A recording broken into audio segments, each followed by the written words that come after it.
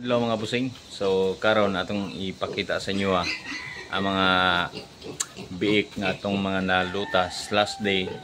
Actually 31 or 32 days siya lutason. Pagka 31 lutas dayon. May uban nga palampasan og 1 month. So ako siyang gilutas mga boss 28 days kay bugnoon naman siya sa iyang mama. So dagko naman god niya loy king mama. So ako siyang gilutas og 28 days. So ako siyang ipakita sa inyo mga boss. Ang mga baktina mga busing. Ako siyang gilutas og 28 days. So possible unta siya malutas is 11. Then gilutas na ko siya og 8 kay dagko naman god siya. So kanaa siya mga busing naa siya kuan ka mga bayi 8. Actually kini siya 15 ni siya kabuk. 8 ka bayi, 7 ka 8 ka laki, 7 ka bayi. So magsilikon ninyo mga boss. Excuse me. Magsilikon ninyo mga boss og 5 ka bayi para anayon ako puhon. Dayon ang isa ni bound to going to lanaw puling isa ka selected borlet ane.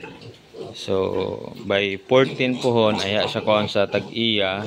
Actually kaniya siya mga boss na siya tag-iya. Naka-reserve na ni.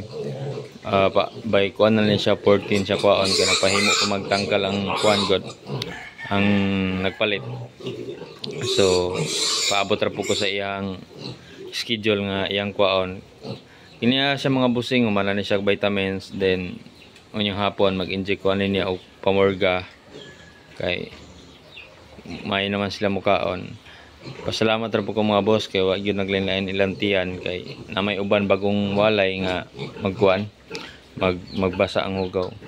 So dire lang ko to batong video mga bossing. Ito lang ipakita sa inyo. Actually kiniya siya mga boss, anak gyapon ni siya sa atong Spain Petrin.